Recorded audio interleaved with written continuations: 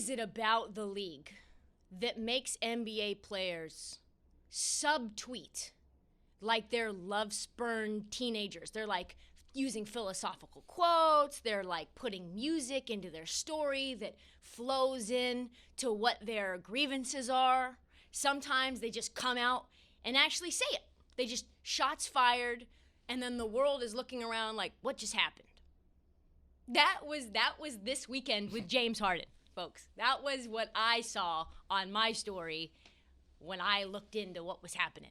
Did you see it? Yeah, on his story? Yeah. Yeah, no, I actually did. You want me to read it? Yeah. Okay, it goes, we do all this talking about uplifting the next African-American male athlete, and some of these ex-NBA players use national TV or their own social media to do the opposite. I see it. I just stay to myself. The real never lose. My favorite part. The real never lose. One of my favorite part is that if you were looking closely, he incorrectly spelled there. I'm not a grammatical Nazi about things, but that was funny to me. A lot of polarization between some athletes about this Instagram story. Some very much agree, some very much disagree. But I wondered to myself who he might be talking about. A few people, I think, because there were very spicy takes when Harden left Houston. Takes that I wouldn't say were inaccurate necessarily, but they were not nice. They were not friendly. Let's start with the TNT boys. Charles Barkley, hit the tape. Ernie, you got the only one of those three guys who has proven to me he's not selfish and not a mean guy is KD. KD went to Golden State and he sacrificed.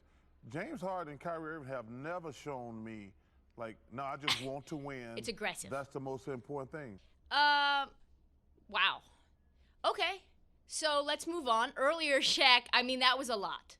That wasn't necessarily untrue, but listen, James Harden's had to be the man for a long time now. Shaq pointed out that Harden claimed that he did everything in his power to win in Houston, but he really did not. About to say some things, and keep in mind I have G14 classification. I don't know what that is. You asked for Dwight Howard. We gave him to you. Facts. Didn't work out. You asked for Chris Paul. We gave him to you. You asked for some shooters. We gave it to you. We asked for Westbrook, your homeboy from Little League. We gave him to you. It didn't work out. And when you say I gave you everything, I say no, you didn't. Because the last 5 games when it comes to elimination, you're 1-4. Bringing out You've stats. been shooting 41%, 24% from 3, 32 assists, and 27 turnovers. I used to be like Yikes. James. I used to come on. I mean, Shaq's out here spitting stats and facts, saying what we all kind of know, which is in crunch time, James Harden was not the guy. Saying what even Kendrick hot, bad take Perkins seems to also have the presence of mind to know, which to me is very stunning. If Kendrick Perkins gets the take right, it's the take. Kevin Durant is going to be the Batman. James Harden is going to be the Robin. Can Kyrie Irving handle being Alfred? And I don't know that. So this is an insurance policy. These clips seem like news to you, Marty. You seem stunned. I had not seen the Shaq one. That was pretty funny. This is actually my exact opinion, too. I think Harden also knows. Truthfully, deep down in his heart, if you investigate and look between the lines like Inspector Gadget,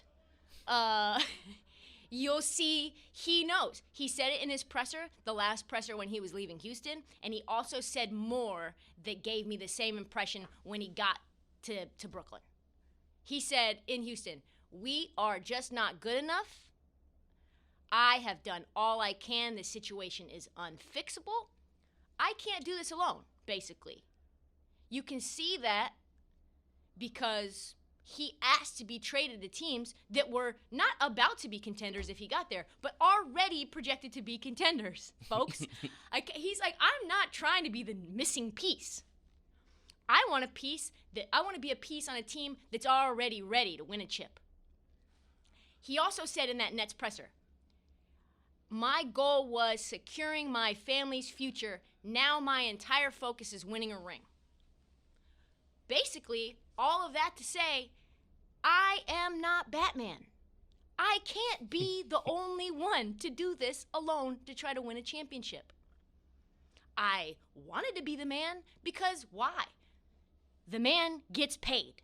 I secured the bag. I made a shitload of money in Houston, and now it is time to move on to new goals to win a chip. I'm going to be a willing passer. I'm going to be Robin. I will defer. I will play make. That's what he said in his presser. All things that athletes say when they get to a new team. They are the most compliant that we've ever seen them when they get to their introductory presser. They're nice to media. It's all like hearts and roses. But you know what? And I'm a skeptical fan. I am. Right. I don't believe most athletes when they say things to the media. I look at their actions. And oh boy, Marty, did you see James Harden's actions against the Magic? I did. He played pretty incredible. He almost threw up a quadruple doubles, sort of. I mean, he got to the line like 15 times, 12 boards, 14 assists, 4 steals. I mean, what a game. What a debut. Seemed like he was kind of ready to sacrifice. A little bit. Wonder if Charles Barkley saw that game, what he thought about that game. Harden heard them and said, "Oh, you think I'm a me guy? Let me show you. Challenge accepted." My lord, 12 rebounds? Yeah. 4 steals? 4 steals? Let's not act, folks, like James Harden can't play some defense. No, he totally can. That rumor's been put to bed for a little while now. Is he elite? No, but I mean, he was great against OKC in the bubble, that series. That was really heated. He, when he wants, can lock some fools down. He has a big body. He can move his feet. His footwork is unquestionable. It is hard, though, to be a lockdown defender when you are the focal point on offense every single possession. You need to average 50 in order for this team to be able to compete and go all the way. To be the one every night getting hit, your body in the lane, beats, bruises, and then also be a lockdown defender. Are you talking yourself into being a Harden fan by any chance? All-time pivot. Last show, I'm banging on him. 2 shows ago, banging on him, and I think I'm Team Harden. The haters can say that Harden's self-destructed, but me, a Team Harden person, I would like to say he's self-reflected. Critics would say that he's a fat man with a strip club fetish. But first of all, let's not go against anyone's hobbies. We're not hobby judging here. Second, I would say that Harden is really a man who understands the purpose of work-life balance, letting off some steam when it comes to working in a very stressful work environment. And for folks who say he's fat, you know that Harden is going to play himself into game shape. He's already down like 15 pounds in like 3 days. Did you see him in that Nets warm-up compared to those baby blue warm-ups? He looked slim like overnight. Couldn't figure out what had happened. He's on that Kyrie cucumber juice. How did he get to this point? I don't know. How did he get to this revelation? I just know he's there. Sometimes it takes banging your head into a wall over and over and over and over again to realize maybe I need to make some changes. Maybe things I loved aren't important to me anymore. Maybe I'm not who I thought I was. Fuck, life was pretty good. When I was playing with Kevin Durant, being the 6th man coming off the bench, I was beloved in OKC. I think we should try that again. We were competing. Took him 8 years? Folks, I don't care how long it took him. Better late than never.